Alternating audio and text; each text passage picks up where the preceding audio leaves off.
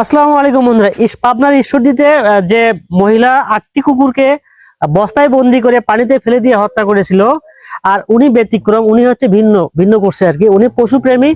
ওই মহিলা অবশ্যই অলরেডি কিন্তু জেলের ভিতরে আছে। যারা ভিডিওগুলো দেখছেন, সেই 8টি কুকুরকে মেরে ফেলছে।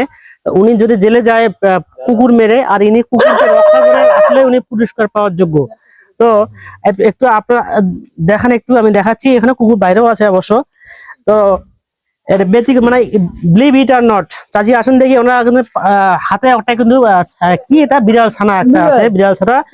কুকুর ছানাগুলো দেখতে পাচ্ছেন না, এখানে 6টা কুকুর ছানা আছে। এই মুহূর্তে 6টার উপরে কুকুর ছানা আছে, আরো 2টা অলরেডি হারাই গেছে। কেউ জানে অথবা দেখতে পাচ্ছেন আপনারা।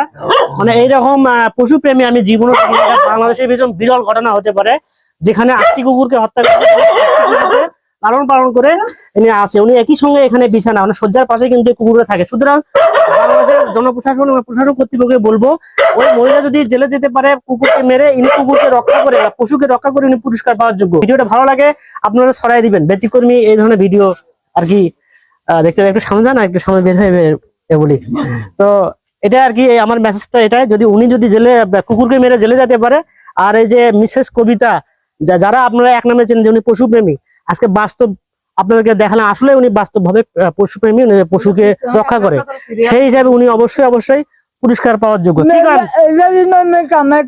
এগুলো দিয়ে না, যা মানুষের অর্থ নিয়ে আসে, চেয়ে নিয়ে আসে, উনি খায় এবং পশুকে খাওয়ায়। তো মেসেজ একটাই, উনি পুরস্কার পাওয়ার যোগ্য। আসসালামু আলাইকুম।